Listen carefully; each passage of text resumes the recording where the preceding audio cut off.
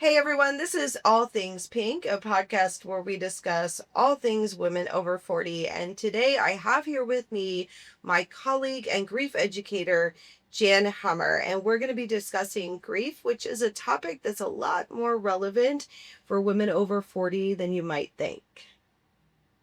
Out in the open, to the horizon, where your heart can finally breathe. Out in the open, to the horizon, baby, let your love run wild, wild, wild. You gotta get out there and explore, baby, let your love run wild, wild, wild. So hey Jan, welcome back to the show. I'm so glad that you decided to come back on. Even though it's kind of a somber topic we're talking about today, I think it's like super important.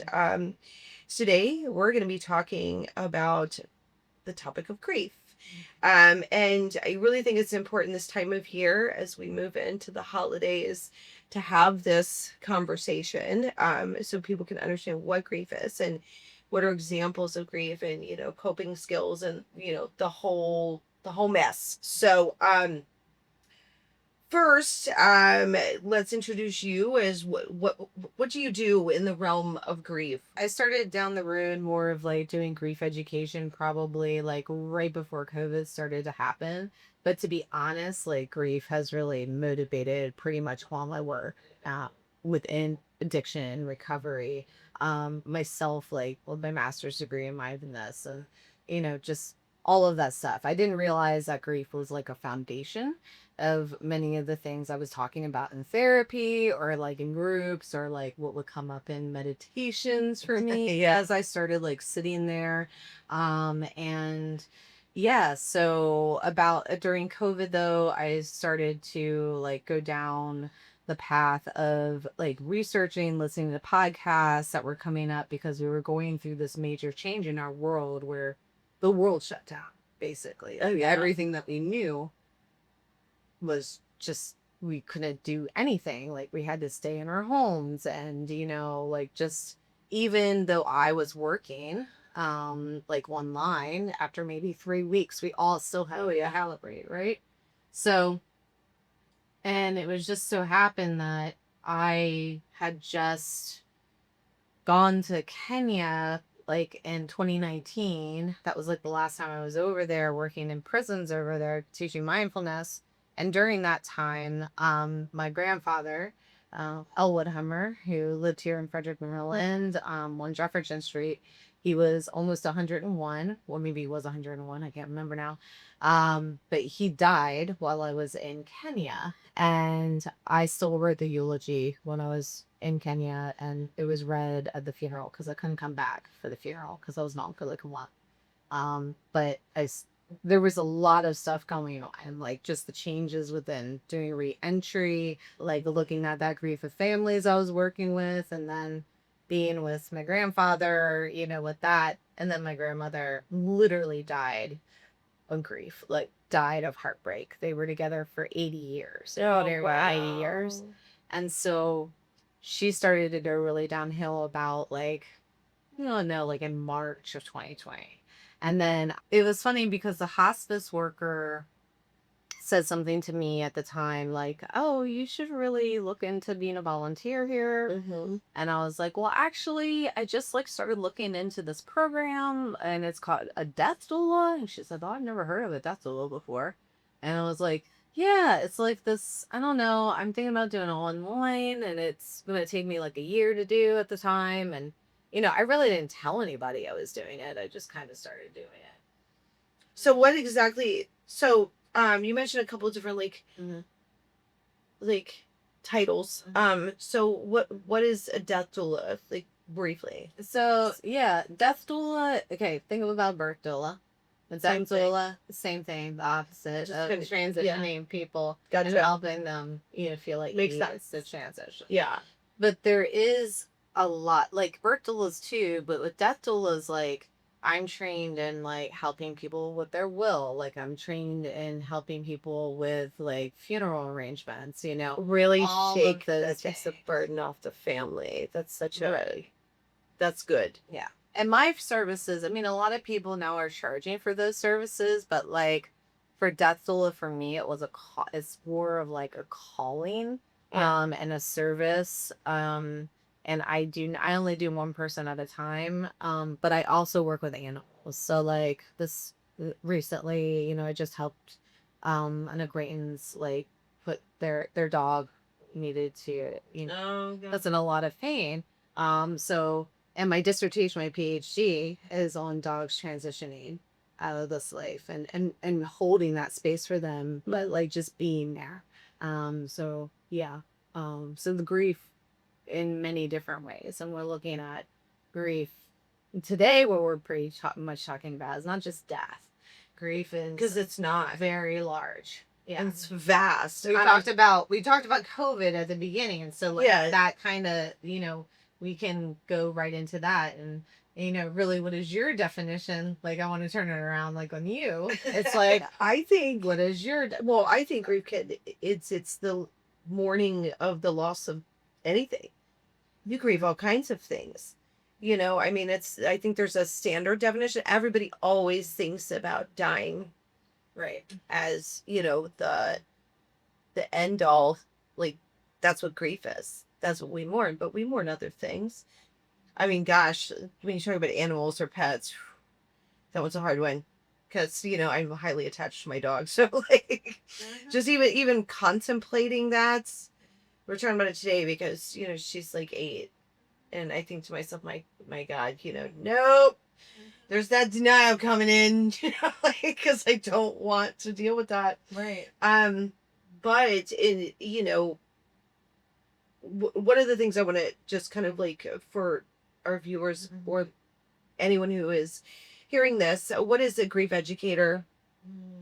Like, Yeah. what is Yeah. So for doing like grief education is going out there to do like contemplative mindfulness type of holistic work within, a setting, maybe one on one. Like I work with people that maybe have lost their job.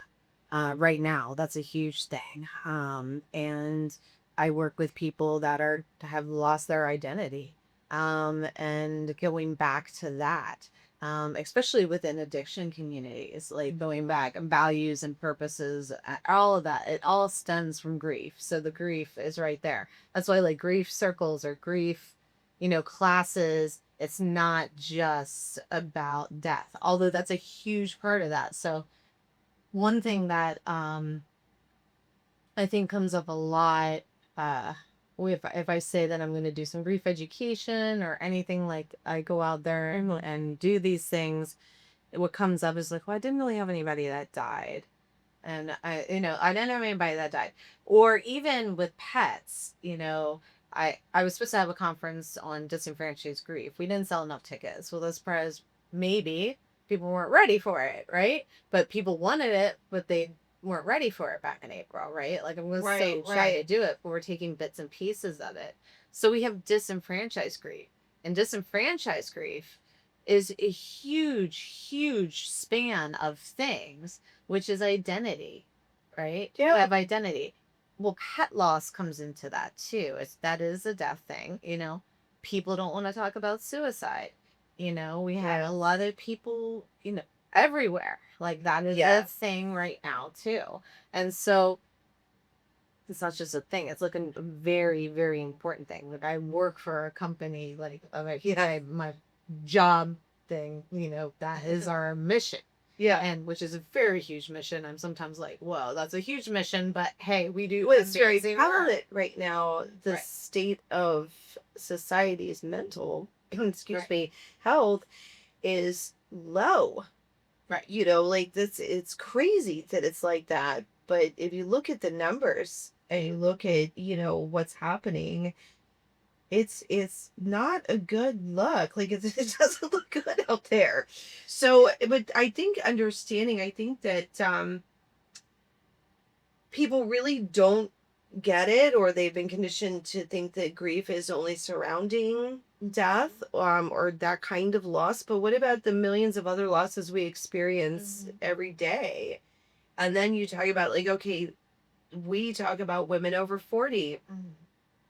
We probably already before 40 experienced about a million different losses, Right. may or may not have ever grieved it Right. properly. This is how you get the unresolved traumas, and Yeah. so like exactly what you're saying is there's this spectrum of tons of different kinds of grief. And you know I think for women over 40, when you start to transition into that stage of your life, it adds another layer of things you're grieving. When I've said that, I've said, like, do you grieve your younger self?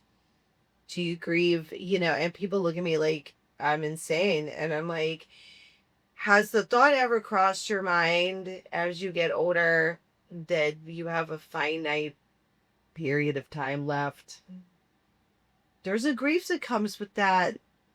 Like, cause like all of a sudden you're like, that universe is just like, dude. Yeah. Well, I think in our society too, it puts so much emphasis on how we look and young, and it's ingrained in us. As much as I want to say I'm a holistic person, I make my own oils and salads, and like I'm a hippie or whatever, and they want to put a label on me. I still am like, I look in the mirror and I'm like, oh, there's a new wrinkle there. But I've gotten to the point at the age of 45 that I'm like, oh, that's awesome. That's a little bit of wisdom. But I don't know if I want that much wisdom Yeah. right now today. Right? So, and that's like another part of it. Like, we're looking at, in my practice, in my Zen practice, we have uh, a whole meditation that starts off with like this whole entire, about we are going to die. Yeah. We cannot escape death. And those are the five remembrances, and I use those in my dissertation. And I actually said them in my dissertation, when I defended in front of a bunch of people barefoot as everybody else had PowerPoint presentation. And so this is a thing, we don't want to talk about it, it's very uncomfortable. And but for women over 40, the kind of grief, how do we find, I think this is a question that I have for like some of my new clients. And I have this new thing called Sycamore Roots, where I have decided, over doing wellness work, and I don't love the word wellness, but yeah, like whatever, to make it easier for people to understand. It's like holding space or just being there for someone, but also giving them tangible things to work with in their life, right? At the same time, crafting something that is what they want to do. And it could That's be important. something just as important to them as cooking, and they just want to talk while they're cooking, or making a flower arrangement, of learning how to make a flower arrangement, because these are some things that I'm have specialty at. My resume is stupid. That's just how it is. So like, you know, they're finding, how do we find joy in grief? How do we find the joy again of where we have started to really find like some sadness or some heaviness? I don't even want to say sadness, but some heaviness. So now with death though, like, yeah, be freaking sad. It's sad. I had a friend It is. call yesterday, and out of nowhere, I mean, this friend has big questions for me every single time I get on the phone. I had to brace myself. I'm like, okay, well, how am I gonna answer this? But it was interesting because I had just helped with like a friend's dog anyway. And they were like, oh, when you look at Carol, like, do you get sad about like, she didn't have much time left? And I said, yeah, I think about it all the time. And I sit with I it. do. Yeah. Yeah. I I was just sit saying. with it. I just did Yeah, earlier you today. just did. Yeah. And Carol's 8, and she has bad hips, and she's neurospicy, and Carol's Carol. But anyway, and yeah, and I said that's exactly, that's anticipatory grief. And nobody really has, had a word. And he was, oh yeah, yeah, yeah. That's the word. And I was just like, yeah. I was like, and we have that with our families, Oh people yeah. that we care about, right? So we're already like causing this sadness, like, and suffering and all of this stuff. But I also, and yesterday the word wallow was used too within that conversation. And I said, interesting. I was like, because I don't know if I use the word wallow. Like, I don't, Like as in like you're wallowing in that grief state. Like you're wallowing already in the anticipatory that this person or this being is no, going is to go. wallowing. I feel like it's important to be aware Awareness, yes. and to be Yeah. able to feel what you're feeling and to be like totally okay that I feel this. Yeah. Like, Right. I think what we don't want to wallow. I think there's a line there. Mm-hmm.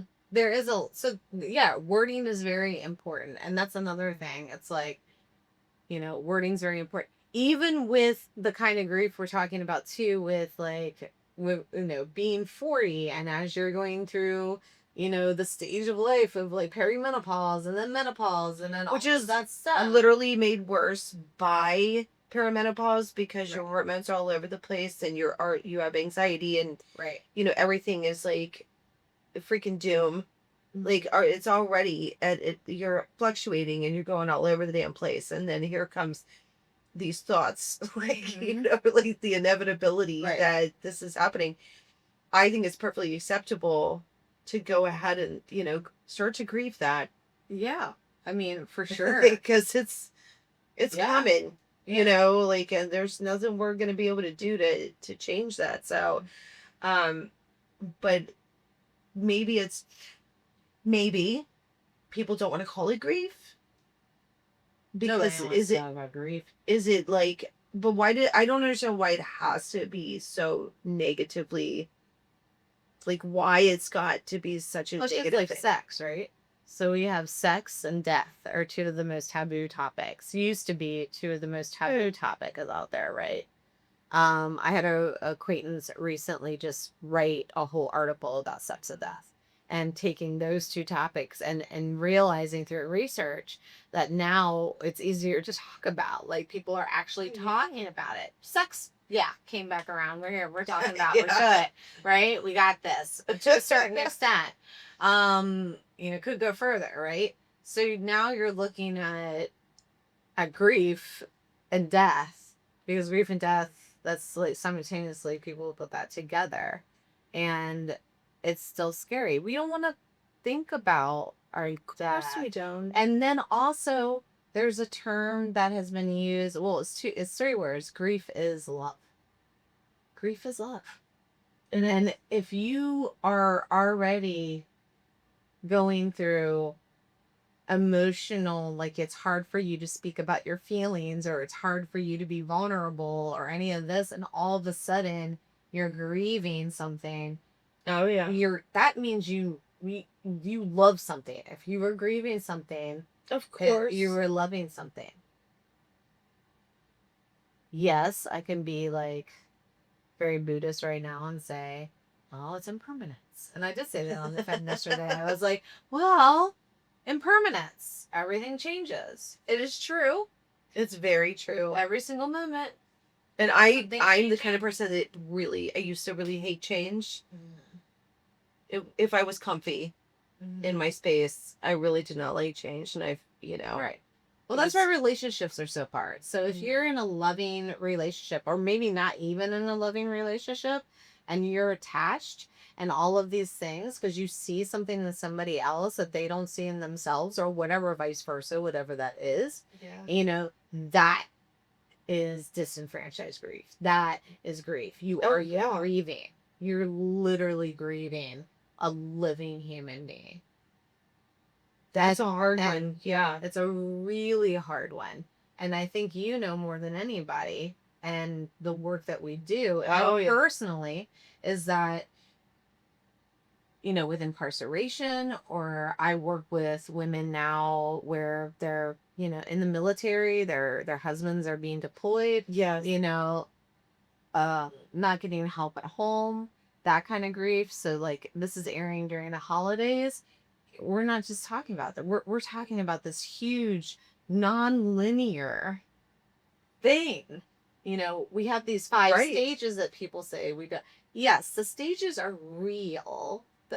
Those five things are happen, but they don't happen in that order.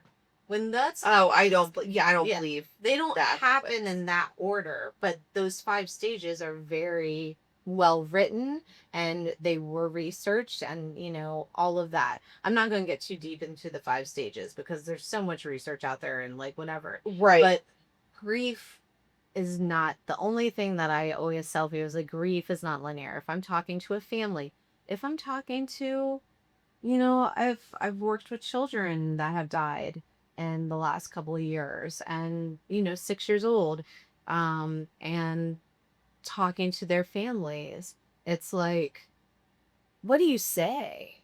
Right? There's no words say anything. But one thing that I do say is like, you will be all over the place and it's gonna be, I'm very real.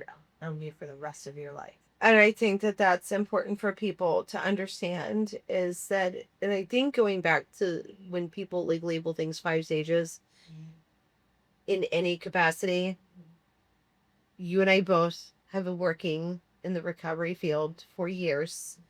There is no one size No. plan. I think some people might experience a couple of those stages. Yeah. I definitely don't think there's potentially maybe an order, but people could skip some or not do some or like, I don't think we can carve people out that way. I think It's it's the one same. thing that, yeah, one thing that we've learned in this kind of world or community, if you're connected with other people, especially in the service community, like even Oh yeah. I'm talking about like people that work in restaurants or anybody that's working face to face with somebody else, like all the time, it's humanity. And every single one of us is different. Oh yeah. But the bottom line of this is that every single one of us is born good and you're all more in the basic goodness within our hearts and our souls. And every one of us is changing within the moment that you're talking to somebody. And also, and the world. So, but I say this with ease, but I struggle with that every single day. I was like, oh, but I just want it to be the same. I don't want it to change. I I know. feel really comfortable in this and I don't want this to change. Or you want to speed up change. Like, I want this, I want that, and the wanting and all of that. And that's where we can start. That's where I'll go back to that word wallow. That's where you can wallow, right? You can remain stuck.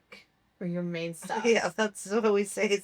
Sometimes when you're talking about people that want to change something about themselves or bad behavior or whatever, and they wallow or remain stuck, and it's sometimes we have to accept that the things that shit happens.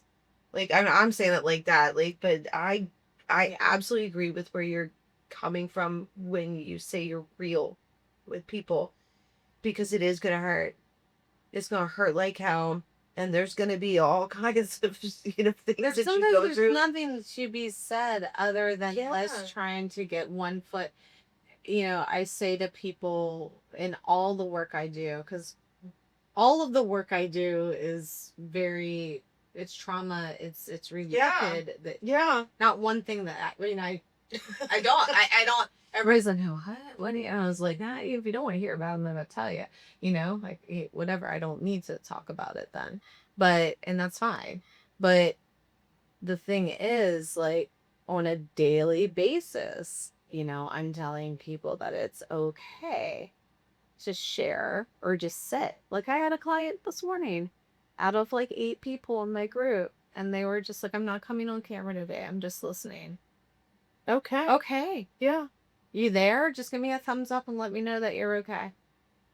Exactly. That's it. And then at the end of the session, this person felt comfortable enough to share that their uncle was really sick and they needed some space. They wanted to be in. See, I think that's they wonderful. Wanted connect. They wanted to. Yeah, they want to be there. Community is so important. It is. Yeah. So It if is. anybody is grieving right now, like while watching this podcast, the only thing that I have to say is don't isolate as much as you can. It's the worst thing you could do. Yeah. because a lot of people will reach out to you, but if you don't like speak up or say anything, it's okay to be where you're at. But like the isolation, even within it, even if it's like you're losing your job, that's still important. That is a If terrible people, grief. yeah, it really is. Happy being, and I don't think people really understand, like, again, we're talking about those other types of losses. Yeah. COVID saw tons of it. Politics ends up coming into play, and then here we have a whole other span of this. Right. Or, where you have to start over, or like you lose everything from that and you have to start over. You're grieving a life that you thought you were going to have. Right. Divorces can do that, ends of relationships. I feel like you're grieving on multiple levels there, because you're grieving Oh a yeah. relationship, and then you're grieving the life you thought you were going to have. You're That likely has about, to do with finances. yes, Like emotions. emotions, finances, If and you have then kids, it's a whole other right. layer to that, and it's devastating. Right. It is absolutely devastating. I say, we talk about things like infidelity. It raises a whole grief process that you have to go through to grieve what you thought was the Right. person or the relationship, what you thought was, and you can't even move forward until you've grieved that, and Yeah. I And know it can these take a really long time. There, I mean, you there's no can. time limit There's no for any of time. it. No, it's true. And then you get triggered by something. Like I work with a lot of. I used to work with a lot of families that lost children, and I'm just one. Or in general, I'm just using this as an example. It's like you can see something and it just triggers you like you oh wait, and so we talk about waves, right, in the reap world, and we talk about like, is it, when I talk to clients or anybody that I'm working with, it's like, what kind of wave are you on today? Is it like subtle, or is it So tsunami? like, like, Yeah, is it a tsunami? Are can you you use a right? bodyboard, Yeah, or what? do we need, like, Yeah, special something like equipment? that. There's some there. If anybody's ever seen the show The Good Place, there is a really great part in that show about the wave, and I just need to put a shout out That's an to that. amazing way to describe that, because I truly believe the grief that I've gone through, that's exactly how that comes Mm-hmm. Yeah. in waves. Yeah, and even if you like think, we're all like just living our lives, and all of a sudden things will change, and we maybe like, we're just doing, grief comes in. It's like, well, now I'm doing okay, but why am I not thinking about that person or that situation? What have I left behind, and why am I happy? Yeah, I don't deserve to be happy. Like, what is that? And I'm like, okay, Yeah. well, let's explore that a little bit. And you're not weird. Like, it's like, I'm a terrible person. I'm like, no, not at all. Like, you're a human person, and you have a lot of kindness in your heart and empathy. And so this is coming up. Like, I don't know many people that don't have that conversation with me in some sort of way. Like, Oh, I I like had a that. friend, like, I had a They're having that friend. conversation with themselves over and over again. and over. Right. And it's not just about death either. I want to make that clear. It's like, I had a friend who, in the last couple months has had to fire 500 and some people, in the complex that we have going on right now. And depressed, not doing well at all, like, because of guilt. Yeah. And it wasn't their fault. They didn't have to like do any of this, like, but they weren't the ones that made the decision, but they're the ones who had to do it. Oh, Had to yeah. carry out the order or whatever that was. And so, because it didn't just affect one thing, you have contractors, you have all these people that are underneath. And so it's that's very complex, right? So there's complex trauma memory, all of the things that are going on. But like for women over 40, I'm bringing it back. It's like, every single one of us knows somebody or is in contact with somebody, and we are at the age where there's a lot of, I don't want to say the word, sometimes it's like we just don't give a shit anymore, like we say what we want, right? We could just talk about- Yeah, this topic gets brought up a lot. right. Um, Yeah, like you get to the point where you're wise enough where you can almost at the Nadia Bowles Weber. Oh, I think I said her name right now. Weber. She's a pastor, and I love her. And she was on Soul Boom with Rainn Wilson not too long ago. Well, maybe now, maybe it's been 7 months. I have no sense of time. Yeah, whatever. Because of the 40s, I have no idea. I don't know.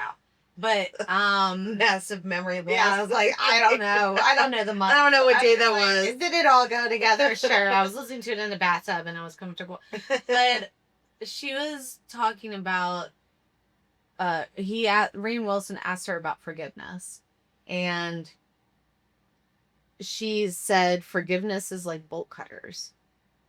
And that hit them so hard for me, like sitting I probably use it at least once a week, like in everything that I say.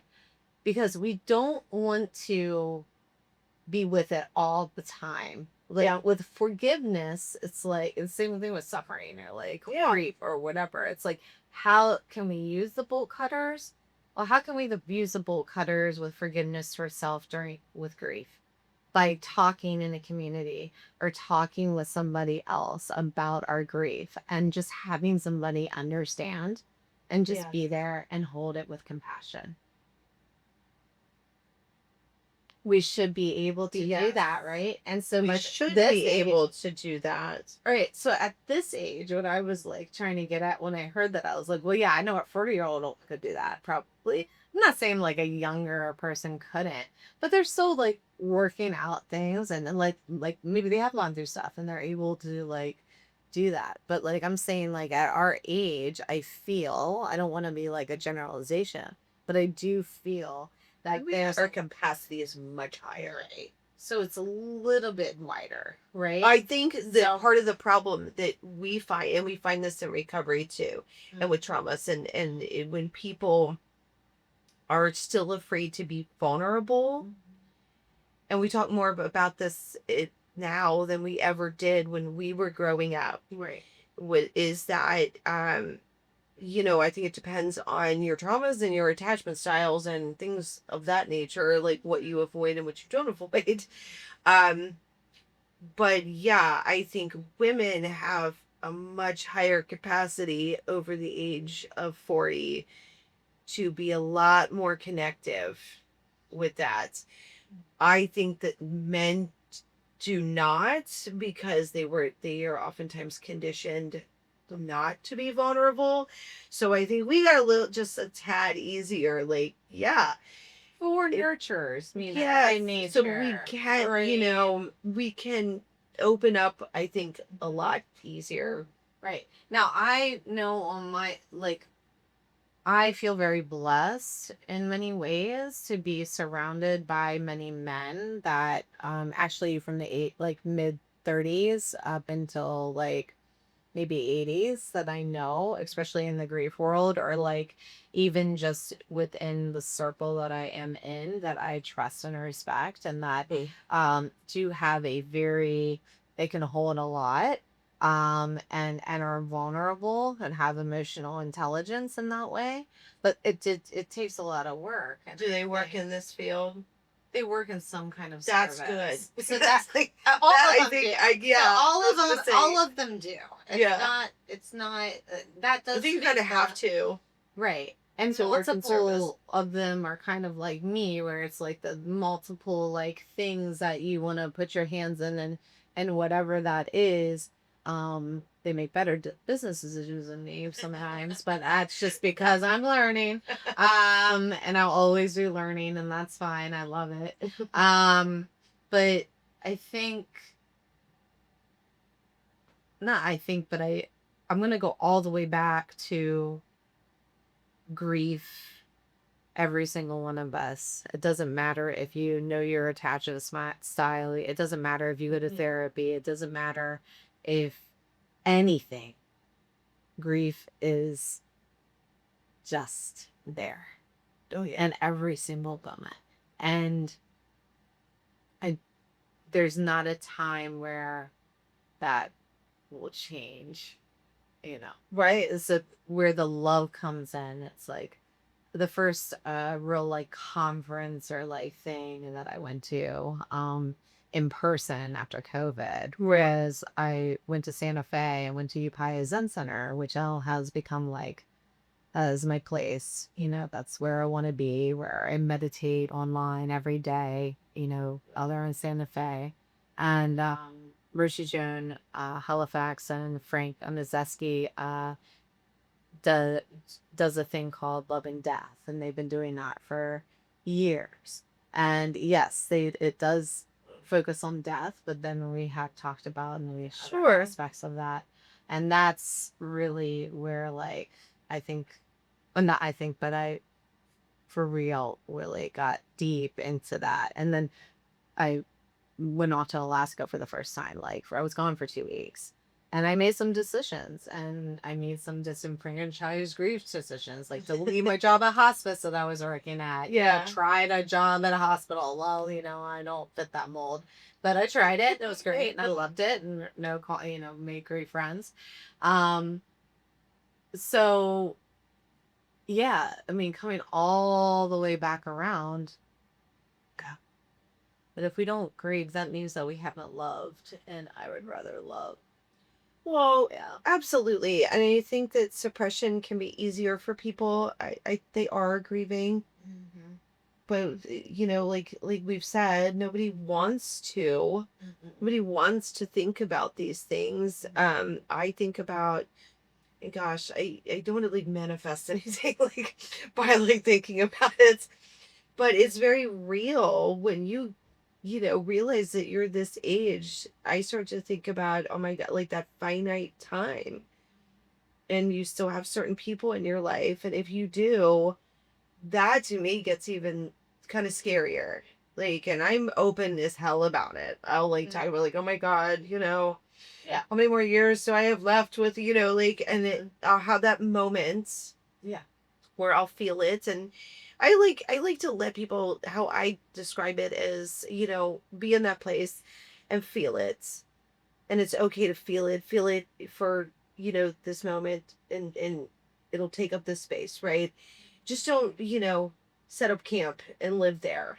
Like don't decide to live there. That's You a great know, metaphor. Yeah. yeah, Yeah. like you don't have to build a house on it or a foundation on it, but feel it, and it's okay to feel it. You're not being crazy or whatever. That stuff is like really, it is sad. Mm-hmm. Yeah. Like, my god, but I'm empathetic that way. If I even hear it, doesn't even have to be like somebody I know. I'll be like, oh my god, this is so sad.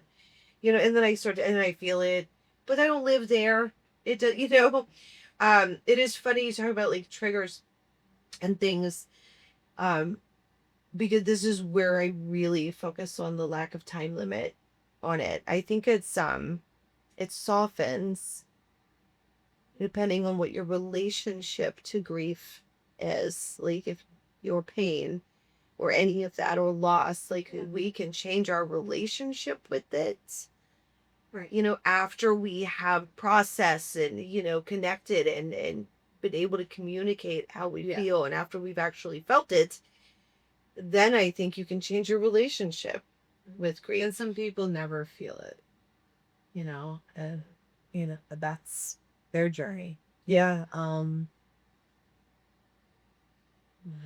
I don't I think that when I started doing this work and that I just wanted to, oh, the word fix, 20 years ago doing didn't, that's what we were taught, right? We need to fix the problem, we need to put it back together. Yeah. Make it like a this beautiful whatever thing. It would, God, if it was only that easy. right. Well, that's definitely not what it is. Again, going back to impermanence, the stuff isn't coming back. It's No. just like you said, softly changing. Hopefully, softly changing. There's going to be edges for a long time, and I agree. eventually, it might be a little bit more gentle. It might be a little bit more gentle. Well, they do. Yeah. They say like time heals all wounds. I'm not sure I believe that. I believe it just it just changes, It does. Yeah. and you the way you handle it changes, and there becomes a power and a strength in that versus something always being negative. Um, but I don't think we should deny and suppress because it's so there. It's still there. But Right. I like when we have discussions about you know the all-encompassing thing and what grief means because it does encompass so many things. It could be we've mentioned so many, and also it's do we grieve not making choices? Do we grieve not taking risks or not doing things earlier? And it's I wouldn't necessarily call it regrets.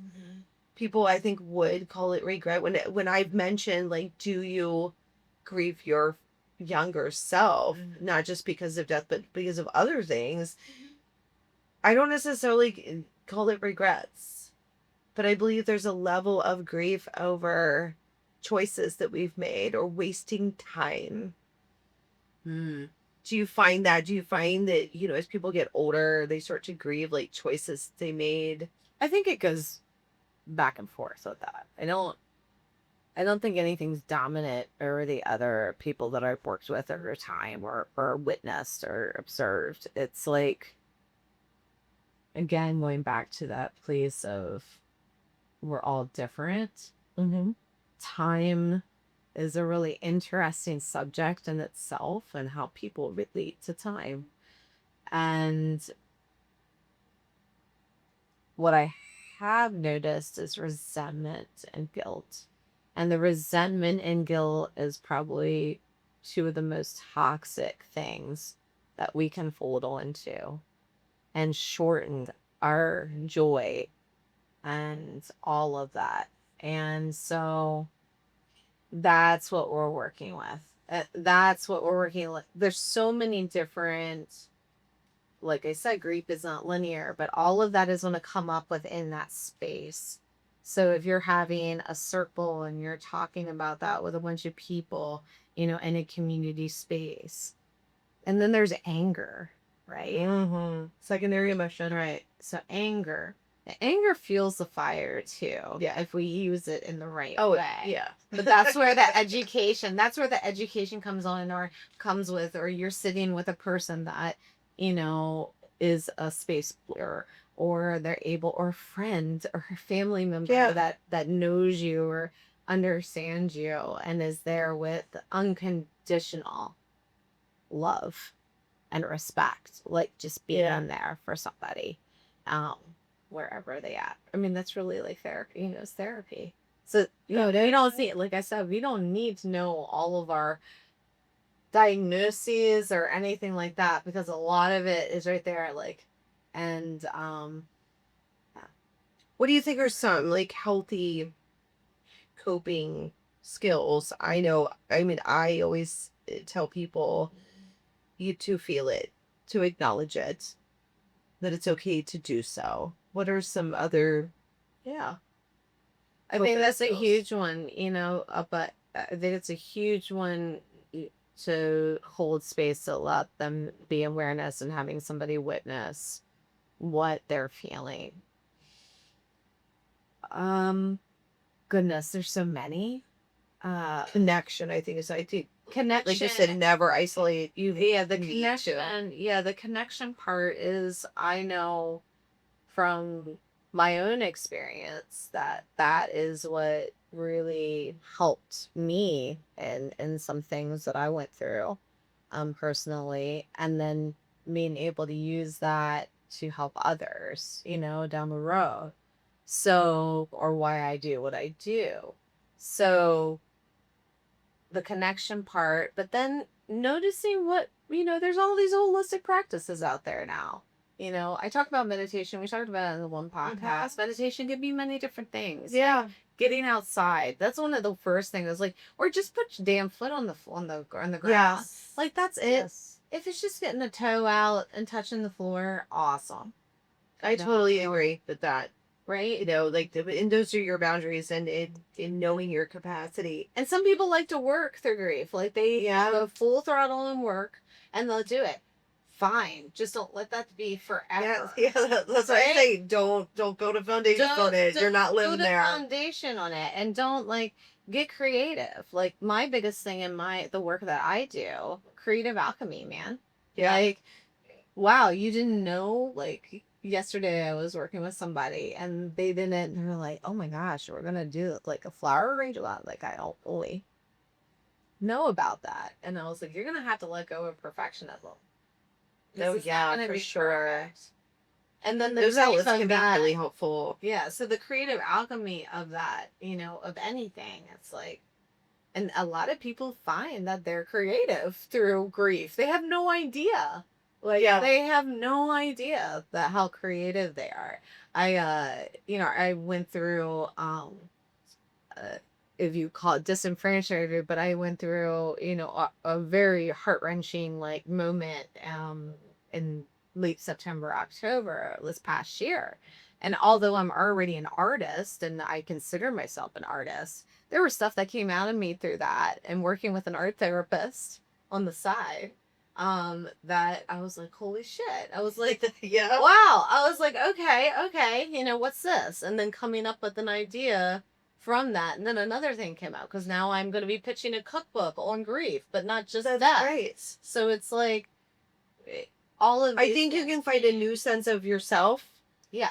within that, and it's kind of like when I say when we are after acknowledge it and are able to Mhm. process it, and we change our relationship even ever so slightly Mhm. with that grief, we're able to find the meaning in the experience. You're not gonna change the damn experience. So I feel like, man, you better like figure out how to kind of like regroup on this one Right. and find a positive meaning in it for Where you gotta yourself. find that Ross Gay writes these book called Ross Gay wrote a book of delights called Book of Delights, literally.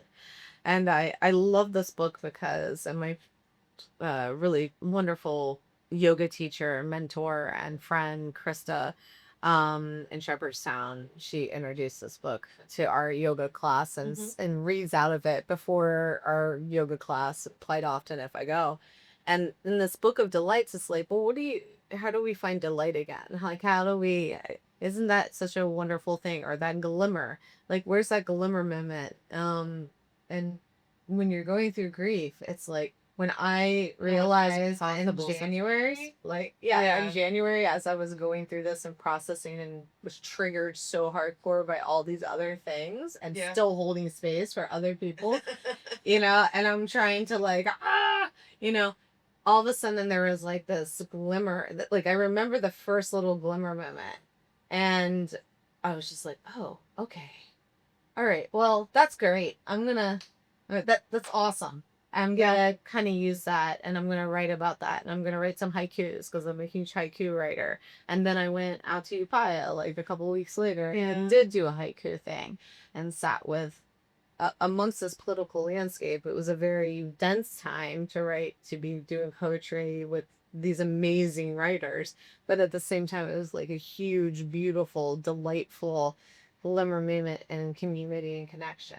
And there was so much grief. Well, and that So yeah, much grief. that's that community connection. Right. The being able to pull that support is vital. Mhm. Where could do you do things online? So like anybody who is hearing this or watching can So reach out. yeah, so my website's being and you can go on the landing page now, but like hopefully by this broadcast we'll have a better website Yeah. on there. But yeah, it's called Sycamore Roots and I do one-on-ones.